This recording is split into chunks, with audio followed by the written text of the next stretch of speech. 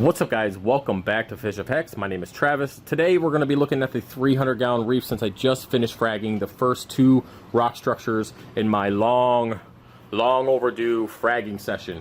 Now, I talked about all this and what I was going to do in yesterday's video, so if you have no clue what I'm talking about, watch the previous video and then come back and watch this one. Now, like I said, I just finished the left and middle left rock structure. I don't know if you guys can notice the difference. I definitely can, and some of the corals are not happy, but that's how it is when you're doing major fragging. Now, when it comes to this whole situation, I'm kind of on hold now. I can't frag anymore from the tank because I ran out of room for frags, and I'll show you guys that right now. So when I cut everything, it comes over here to my healing slash selling tank, and as you can see, it is just full of frags. Now, there is a little bit of a gap here, but that is my WYSIWYG section. So when I cut corals like this hydrophora, these hydrophoras, which are super sexy, when I cut something like that, I put it as a WYSIWYG frag, and then I put it on the rack, and then I sell it on the website, and so it allows me to keep track of it. So I can't put freshly cut frags here because they're not WYSIWYG. So the freshly cut ones come over here. Once they heal and crust and ready to go, they get pictures taken, and then the process just continues and it never ends. Now, I just ran out of room, and I didn't think I was going to, and that's not something I took into consideration when I was going to start this project, because I didn't think I was going to pull that many frags out. But when I started chopping up this WWC to make some room for light to come through for this tort, and you can already see there's definitely light on the tort now, I didn't realize how many frags came out of that thing. I mean, just a shit ton. I actually ended up putting in two more pretty big colonies of that right here. Boop. And boop. So I have like 4 colonies in here already of that WWC. It just grows stupid fast.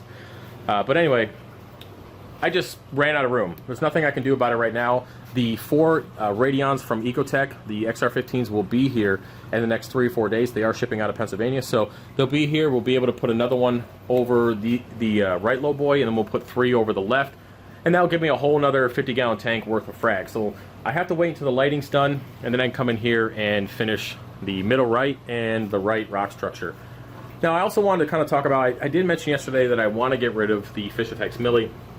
It's STNing out, it looks brown, it's getting just, its ass ran through with staghorns and all sorts of stuff. It's just getting beat up pretty bad. So, after going back and forth with a few people, I've decided that I'm going to give it a little bit more time. I don't know how much yet, because I'm kind of trading off here. If I cut this coral now, I can save the majority of it and hopefully put it in the grow out system, and it'll be fine. If I wait, there's a good chance that the STN, which is slow tissue necrosis, will continue, and it will eventually take over the whole colony, and I'll lose it altogether. I've already lost the entire colony over here, the STN out, which is just, obviously it's gone, and this is all the FishOfHex Millie I have left. So I haven't decided yet. I have to give it a few more days. I have 3 or 4 days to think about it, and if it just continues the STN, or another staghorn decides to, you know, hit it from the back pretty hard, oh, fuck, here we go.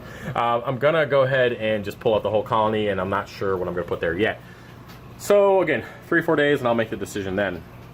Now, my plan is I have 50 gallons of water behind me that is mixing up. Obviously, you can't hear it because it's turned off. I have 50 gallons of Fritz. That's the salt I use, for those of you who are wondering.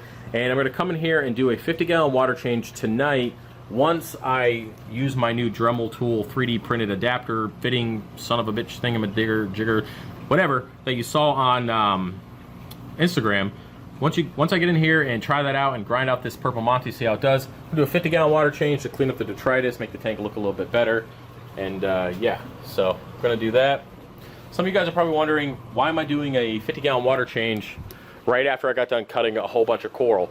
Well, for me, I keep my alkalinity at the same as the Fritz Blue Box. So about 8.7, between 8.5 and 9 is about where that box sits at for me. I usually test every other box before I start mixing salt, so that's about what I get out of the whole situation. So because my alkalinity is about the same, I don't have to worry about any kind of major fluctuations that could cause potential stress and issues for the colonies that I've already cut from.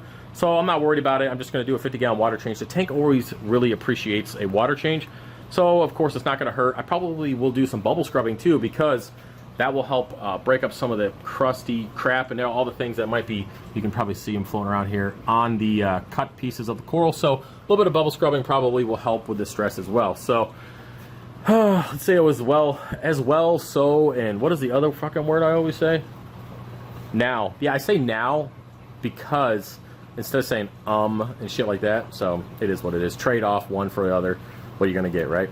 So anyway, off topic. It's just one of those days, guys. I've been running around with my freaking head cut off trying to get everything done. Back on topic. Going to do a 50-gallon water change, clean the tank, get rid of that son of a bitch, and then use 30 gallons of that to fill up our new 30 or 29-gallon BioCube quarantine tank, which is over by the desk because I had to move. Spike, I'll do a video on that later. I'll probably just do a member video on that since you guys don't really care about Spike because he's a freaking bearded dragon. This is a fish tank channel, so I'll leave those videos for my members because at least they care. Anyway, I'm telling you, it's one of those days. So we're going to use 29 gallons of this water during the water change to fill up that tank.